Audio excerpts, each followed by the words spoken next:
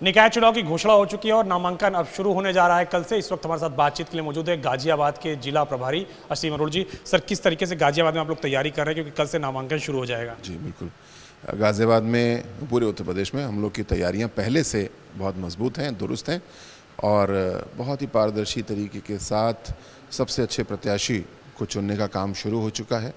आज हम लोग बैठक कर रहे हैं गाज़ियाबाद में, जहां पे जो संभावित प्रत्याशी हैं, जो इच्छुक हैं, उनसे सबसे मिल भी रहे हैं, उनकी बात सुन रहे हैं और जो स्क्रीनिंग कमेटी बनाई गई है जो परीक्षण करेगी और कुछ नाम को शॉर्टलिस्ट करके तैयार करेगी, उसकी बैठक भी आज रखी गई है।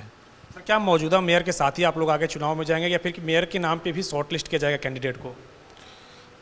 ये तो स्क्रीनिंग कमेटी अभी बैठेगी आज और इसको करेगी, और जितने भी लोग इच्छुक हैं, आवेदक हैं, उसके अलावा भी जो पार्टी स्वयं समझती है, सबके नाम पे विचार होगा। और गाज़ियाबाद भारतीय जनता पार्टी के लिए एक बहुत महत्वपूर्ण केंद्र है।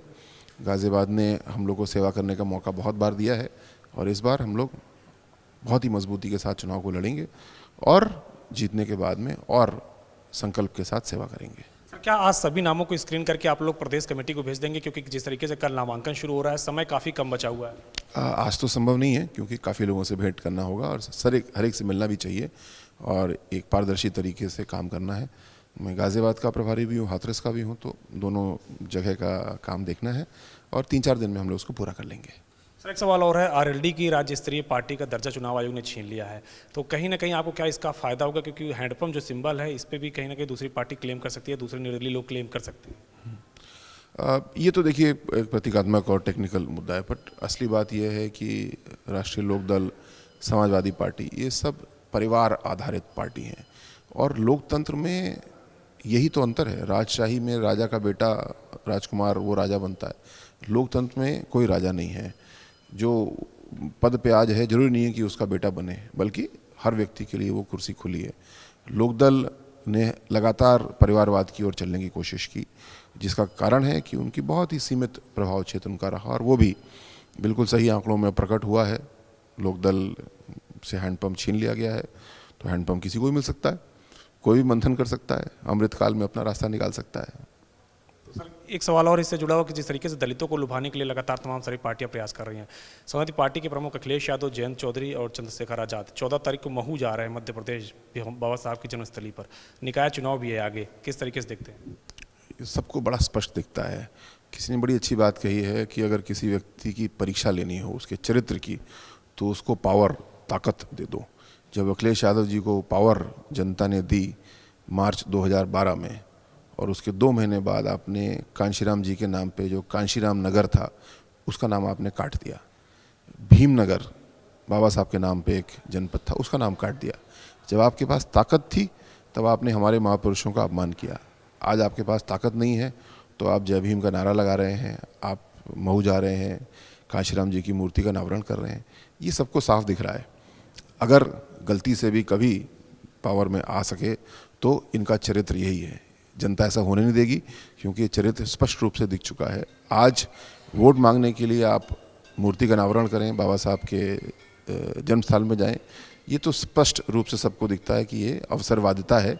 इनके मन में किसी प्रकार अनुसूचित जाति जनजाति की मजबूती के लिए काम करने की इच्छा नहीं है। सर, एक आखिरी सवाल है, चूंकि आप हाथरस और गाजियाबाद के प्रभारी हैं, तो कितने नाम आप पार्षदों के लिए भेजेंगे, 1 या 2? और जिस तरीके से मेयर के लिए नगर पंचायत अध्यक्ष के जो नाम आएंगे, कितने नामों को आप प्रदेश कमेटी के पास भेजेंगे? ऐसा कोई निर्धारित नहीं है और जितने मजबूत प्रत्याशी हैं सभी का परीक्षण होगा और एक प्रक्रिया निर्धारित की गई। कोई ऐसी संख्या का इसमें कोई निर्धारण नहीं है, लेकिन किसी भी हर प्रत्याशी को, हर संभावित प्रत्याशी को सुना जाएगा, उनकी बात को समझा जाएगा और साथ साथ सबके साथ ये भी अनुरोध है और संकल्प भी है कि पार्टी जब चुनाव लड़ाती है तो पार्टी चुनाव लड़ती है। तो जब हम टिकट मांग रहे होते हैं तो टिकट हमें मिलता है, अगर मिलता है तो बड़ी अच्छी बात है, हम लड़ते हैं, नहीं मिलता है तो हम किसी को लड़ाते हैं। अगर जिनको टिकट नहीं मिलेगा उनको कैसे संतुष्ट करेंगे, क्योंकि इस चुनाव में ऐसे देखा जाता है अक्सर कि लोग असंतुष्ट भी हो जाते हैं? उसकी प्रक्रिया यही है कि जब हम टिकट मांगते हैं तो हम इस संकल्प के साथ मांगते हैं। हमारे पास दोनों विकल्प हैं, होता है कि जो आवेदक है उनको टिकट मिले, होता है दूसरे को मिले।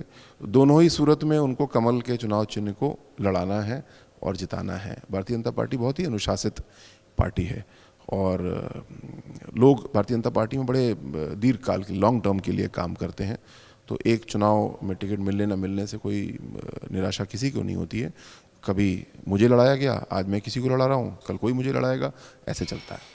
शुक्रिया। हमसे बातचीत करेंगे असीम अरोड़ जो कि गाजियाबाद और हाथरस के प्रभारी हैं, जिनका साफ तौर पे कहना है कि अगले 4 दिनों के अंदर तमाम सारे नामों की स्क्रीनिंग करके प्रदेश कमेटी को भेज दी जाएगी। उसके बाद नामों का ऐलान होगा। आज गाजियाबाद में जाकर के तमाम सारे प्रत्याशियों से बातचीत की जाएगी। कृष्ण रोहित के साथ अविनाश तिवारी, एबीपी गंगा, दिल्ली।